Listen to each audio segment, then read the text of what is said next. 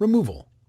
Remove the 7 P1 Phillips head screws that secure the base enclosure to the top cover.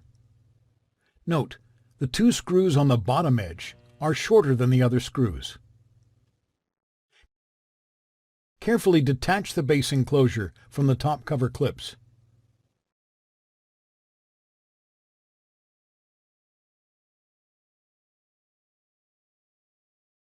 Remove the base enclosure.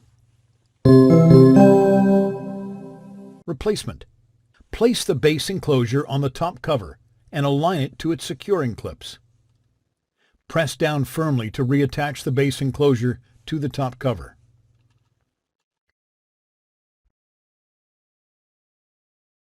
Replace the 7 P1 Phillips head screws that secure the base enclosure to the top cover.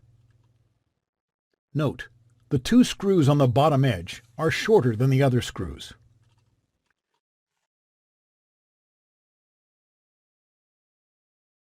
Thanks for watching.